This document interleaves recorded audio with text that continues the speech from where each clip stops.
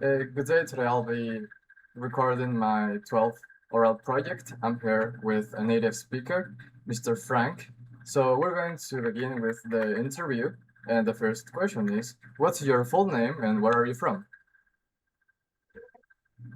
My name is Franklin, and I'm from Nigeria. I Oh, currently reside here in Ecuador. and now I've prepared this interview like in two parts. In the first part, we're going to talk about your country, your homeland, and in the next part, we're going to talk about uh, your new residency. This in this case, Ecuador. So, what was Nigeria like? Well, it used to be a peaceful place, but now it's just just like a hell on earth. But I still have a full cause to glorify the name of the Most High because I still have my family and relatives staying quite there. And Mm. yeah, against all odds, we're still trying to shape out the best from the worst. So it's a nice place for those who intend to explore and know one or two things about what it's like to be in Africa. Uh, could you describe a little bit of its culture, its costumes, and its people? Well, it has a wide array of cultures. So if you want to talk about the ethnic groups, where there are just three major of them, the Hausas, the Igbos, and the Yoruba. So they just have, just like I said, the differences are quite broad. So it's a thing that all it takes is just for you to be there. And well, just say these cultures are overwhelmed by their beliefs and let's say religions Yes. because it's the part of this country that are dominated by the Islam, so it's a little bit far away from what I could describe. But the culture is quite great.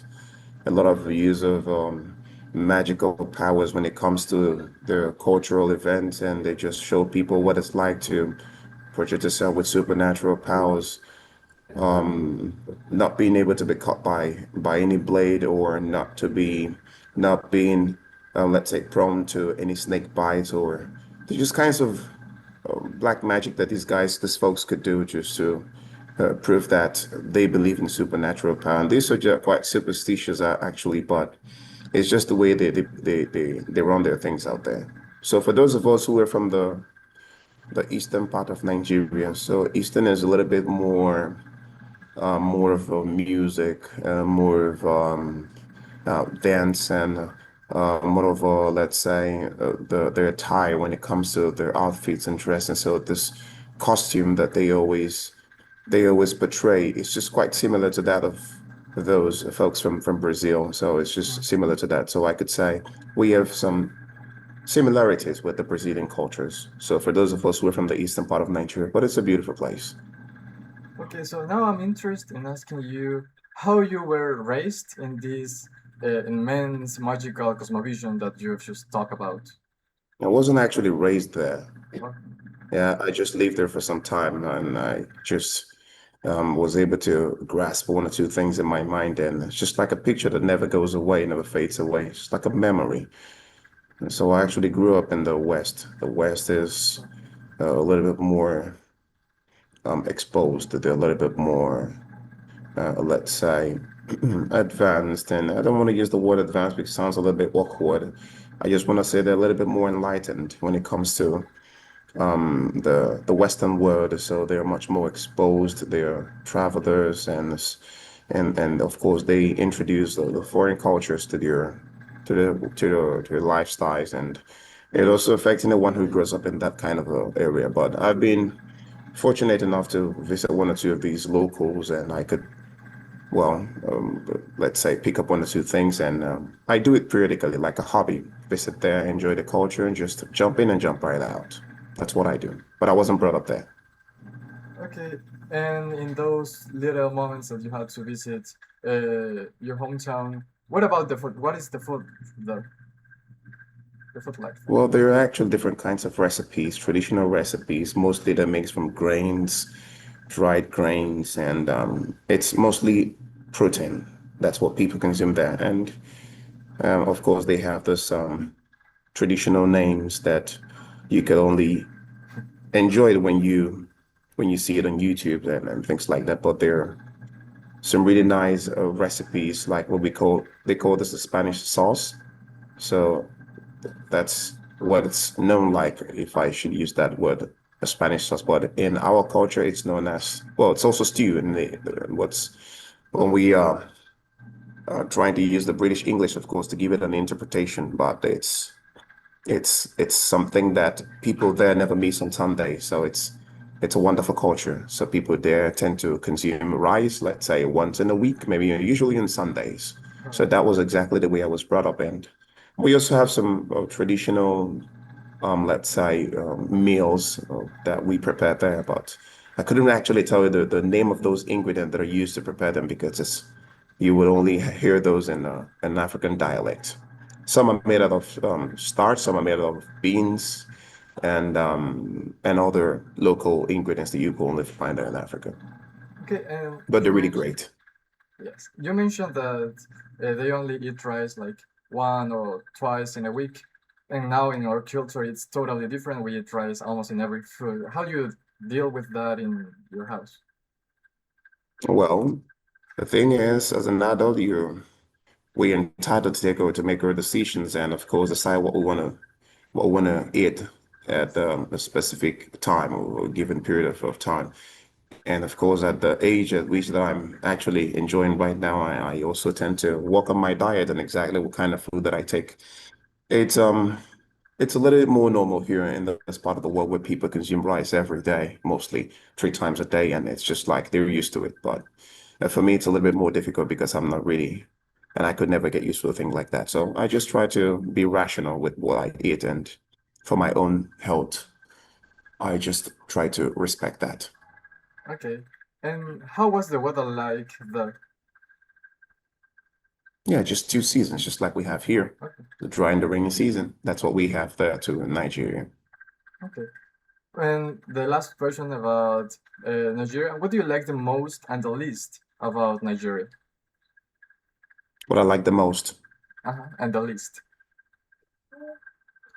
well, I couldn't say the least, but I could just coin the phrase and say what I love about my country is just the lifestyle, the things that you are entitled to.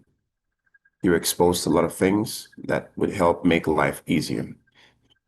People have those wrong feelings and this thoughts that every country in Africa is craving from, extreme poverty, and it's not that way. And it's just something that I couldn't tell at all on this interview, but it's something that um, I would love people to also make some really nice investigations, know what it's like to be in Africa. So Africa is not just a country, it's a continent.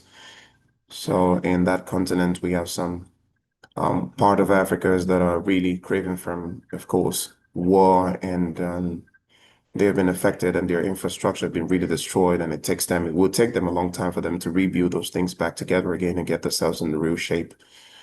And for Nigeria has it all, has everything any man could ever dream of. Yeah, things, luxury, good life. It's just like the economy is just a little bit more out of track, and it's really affecting the people there. But so cost of living has become a little bit more expensive due to, just like I said, the economic crisis that the country is undergoing at this current moment, and that's the only thing that is really affecting the economy. But besides that, it has everything you could ever dream of. Okay. Now I'd like to ask you about your experience when you got here to Ecuador. How was your experience with Spanish?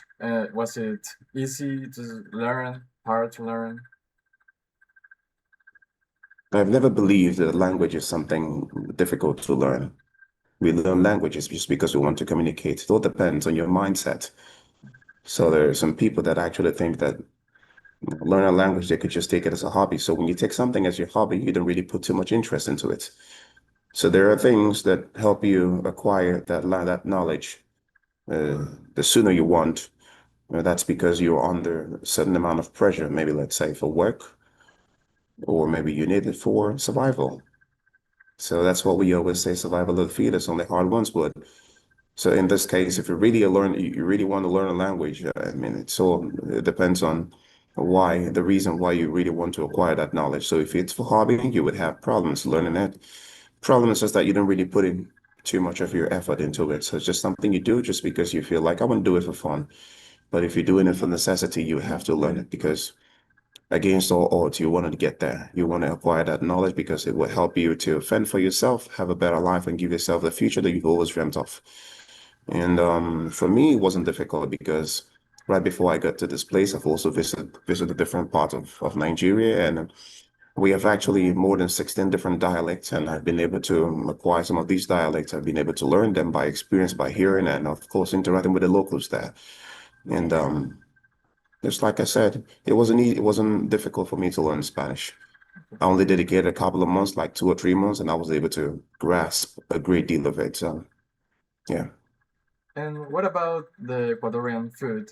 We've talked recently about the rice, about our manners to cook to from the recipes, for example.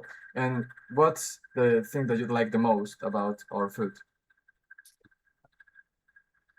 Well, every man's culture is meant to be respected. So sometimes you might say, I don't like something just because you want people to, have a different thought of view and, or of course, classify you as a classy kind of a person. But that doesn't make you classy. It makes you stupid. Of course, when you criticize another man's culture, then you're not worth being there. So I believe that we all have our cultures and we have, of course, things that we've been taught to eat right from birth since we were just little toddlers and we're used to it. So getting here, you meet something. Well, I met different kinds of meals and delicacies and all kinds of recipes and stuff like that. But well, I got used to the culinary culture here. I got used to it because that's what people do here. Or let's just say, needless to say, even if I don't want to admit the fact that there's some of the food that I don't really like, but I just have to put a smiley face and enjoy it. So it's just like getting used to it. So I got used to it. I got used to the meal. I got used to the way of life, and by getting used to something, you start enjoying it because you would have enough time to see reasons, of course, and to also um, be part of the culture because that's what it is. You have to be part of the system. So if you can beat them, you join them. That's what I've done.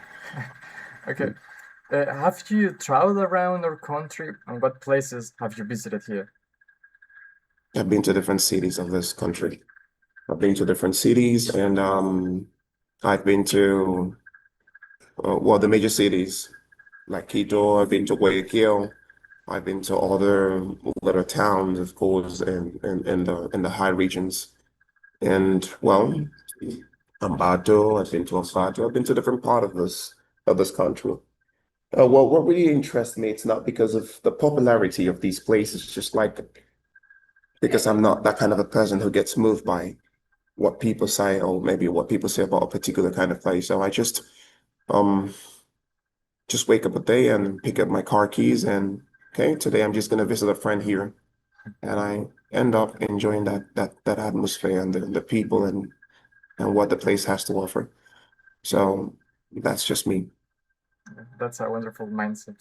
And just to end how we ended the part about Nigeria, what do you like the most and the least about Ecuador? Ecuador has a nice culture. The people are wonderful. People are great, and I couldn't complain anything about the country. In every part of the world, any place you go on this earth, you would also find the same problems that there are crises everywhere, political crisis and social problems and those kind of things. Lack of infrastructures. It's a global thing, but in some countries it's even far worse than what we have here.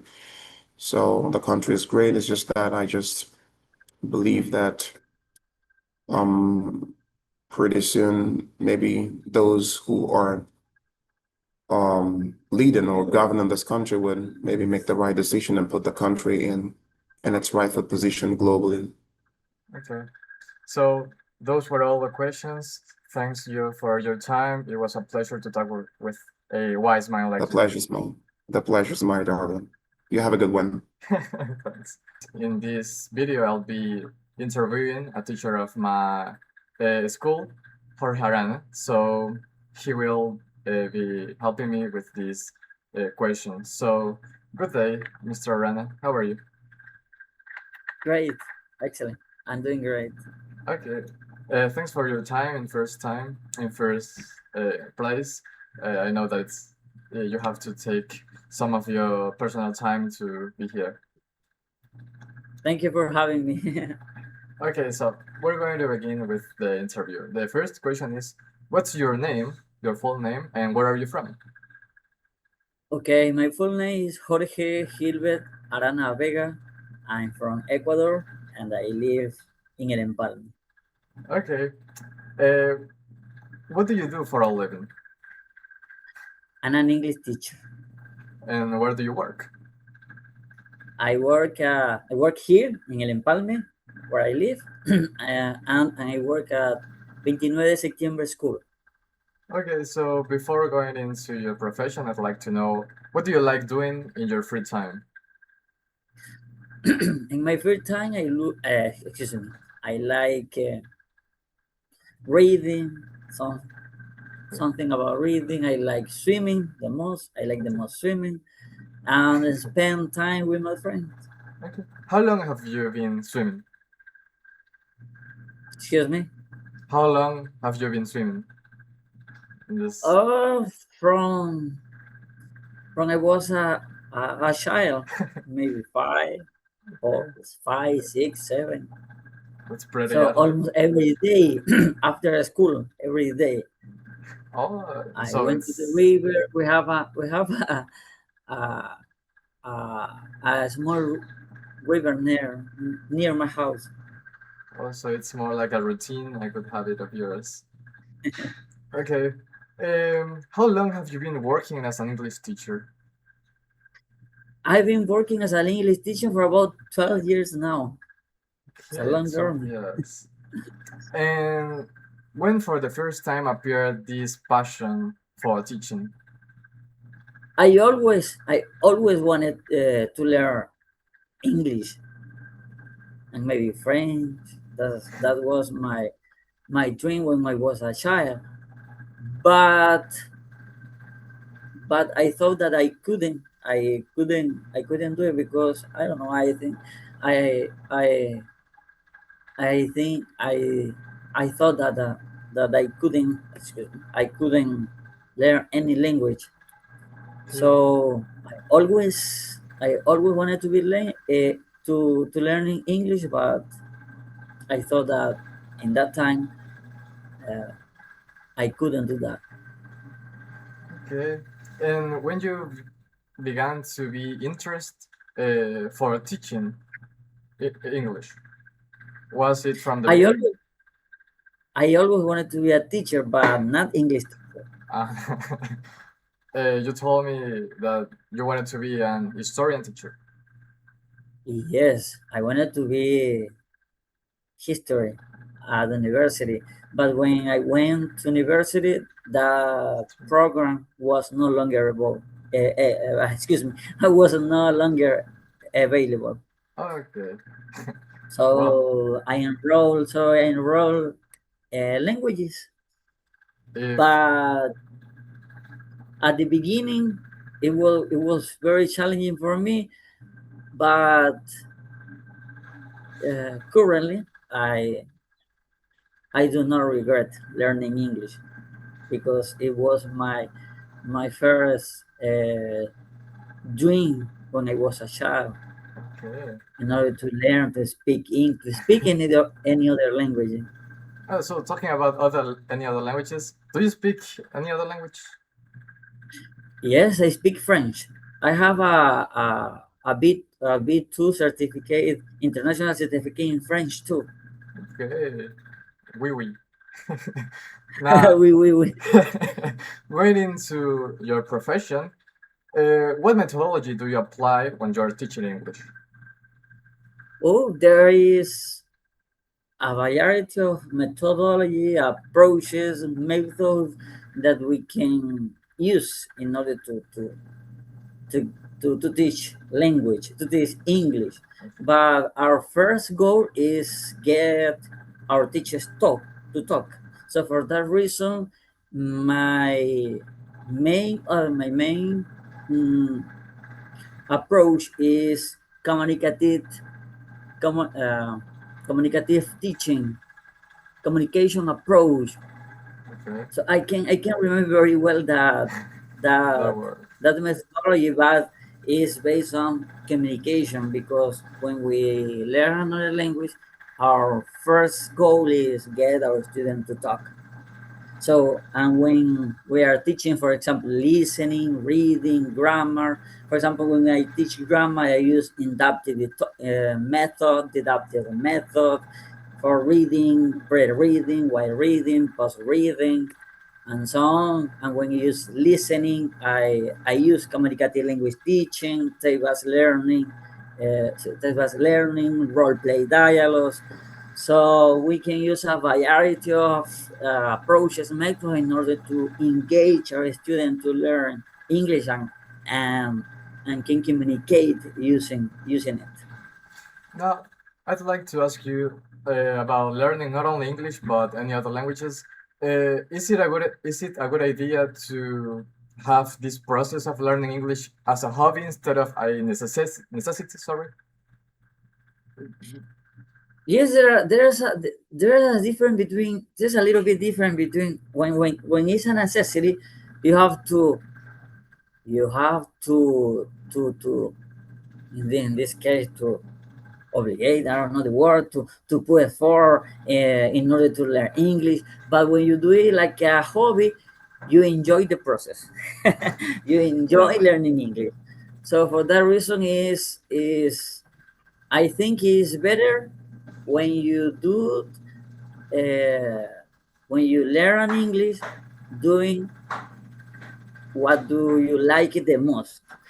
For example, the beginning for some students at the beginning can be challenging, but if they incorporate teaching in the thing that they like, I think they could uh, do better learning English. Yes. There is as well some barrier that we as students have, and the thing is that we only learn English during those 2 hours that we are in class, and the rest of our days we don't use English. We use just Spanish or the language that we speak. So we are immersed in the language just during those 2 3 hours. What would you recommend to any student that really wants to acquire the language to do? Yes, in the I I forget the word in the interview, in the last interview we talk about acquiring language and learning English. So there Yes. is a big difference between learning and acquiring. So in our cases, languages as a language teacher, so like in English, we have to help a student to acquire the language, not Yes. only learning, but acquiring. 3 hours is is not enough time Yes, yes, it isn't. to learn real English. Yes, But another thing eh, that we can do is as an English teacher, uh, engage. okay, So engage students, motivate students that they in order that they learn or they practice English after classes, like listening podcasts, watching videos. So in search what are our students' interests in order that they incorporate English or practice English doing their hobbies. Maybe if they like watching uh, films, horror films. They can do it in English with subtitle. So the idea is they practice English, they engage English, and they practice it almost the time. Okay. If better every single day, if they really want to improve their English. Okay, now this is a more personal question because I do it a lot. Is reading good to acquire a language? How do you learn English? Well, I mean, How I oh, learned how did you English. learn English? I learned English by list most for reading because I used to read comments in social medias and I found words that didn't have a direct translation, so I had to look for them in the internet. So I found out what their meaning was. But what I didn't have a lot was these opportunities of communicating with others. So I couldn't practice my English a lot. So it wasn't until I got to high school where I had like the opportunity to exchange some words with my friends.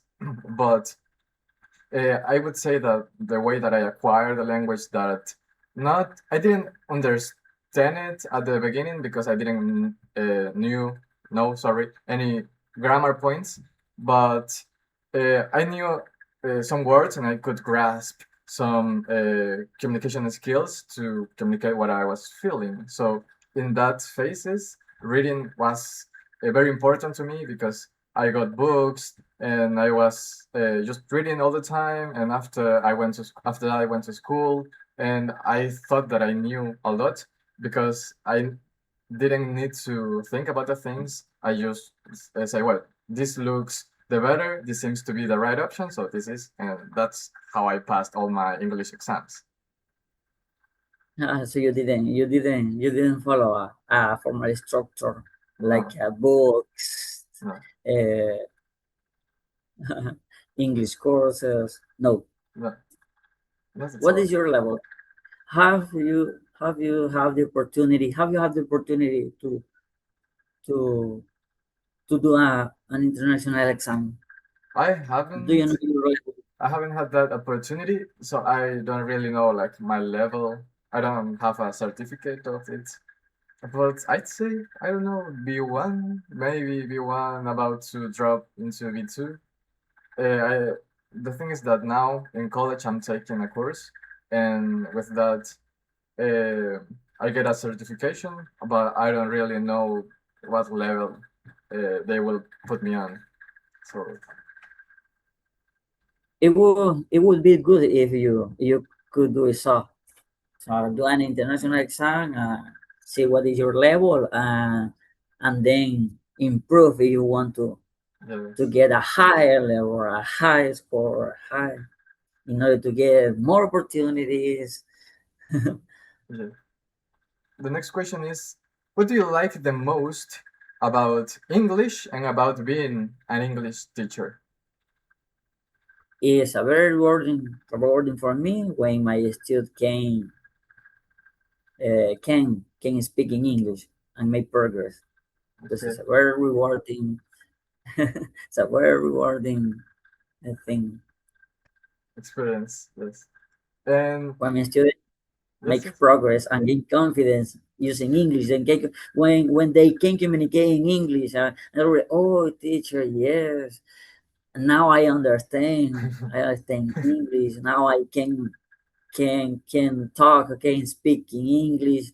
So Yeah, this is a it's a process where your mind's open not to use one culture but to others because there are a lot of cultures that as well speak English, so you can communicate with a lot of peoples.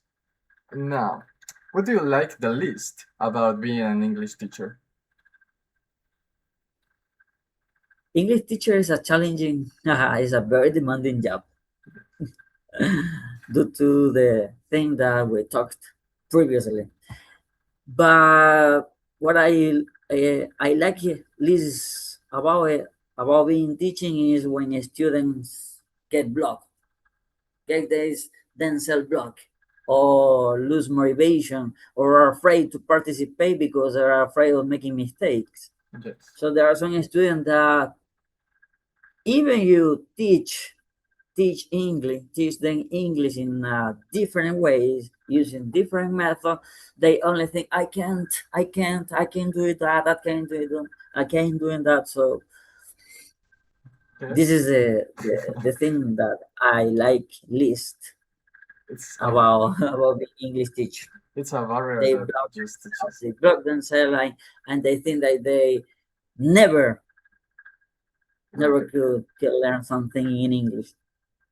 And they say, hey, English is really hard, and think that they never Like that too. could learn something in English. Yes. Now, you told us that you became very interested in English since a child, but I would like to ask you if was English the language that took your attention the most from the beginning, if there was any other language that you wanted to learn, to experience, to acquire. As I said to you previously, I always wanted to learn English or any other language, French, also French, as I was a child. But as I said to you previously, I thought that it would be impossible. It would be impossible to do that because uh, we live with necessity. We don't have enough money. We don't have good teachers at schools. So I think that I couldn't do that. But when I went to university, the first option was to enroll history in a history program in order to be history teacher. But it was no longer available. So I enrolled languages in order to learn French first. Okay. But at the end, I learned English. French, I learned French mm, after years. So Okay. no, not the first time. I learned English first. I then practice my French in order to get my B2 certification. So I learned French next. And about these certifications, what level do you have in English? In English, I have a B2 level. I did the IELTS exams. Okay. IELTS. So in nowadays, I would like to take TOEFL. Okay. I would like to practice. I enroll in a TOEFL exam in order to do TOEFL. I would like to do TOEFL, and that's it. Okay, now we have our last question. Uh, what is your piece of advice for the students, but not only the students of some level? I'd like to hear your advice for, like, I'd say, every level that a student can be. Like, for example, a person that is just enrolling into this language, an A1 level, a B1 level, a C1 level. So for the beginning, in learning English as any other language can be challenging, very challenging at the beginning. And even more if you don't have a guide, for example. So what can we learn first? What can we learn after? So the first thing that any person any person could do is fix fix a program, no? Or as you say, if they are very beginners, they can do a mind map, I don't know now, and plan what they are going to learn from the beginning. Okay. So they can do it using AI. So in order to prepare a plan, in order to get A1. So, but my advice is don't give up. Don't give up. At the beginning, it's really hard, but when you get when you get used to learning English, it will be more easier. It will be easier, easier and easier. So if you really want to learn a language, you have to practice every single day. Have you know? Uh, Practice make perfect. Yes. So the more you practice, the more fluent you will be in English.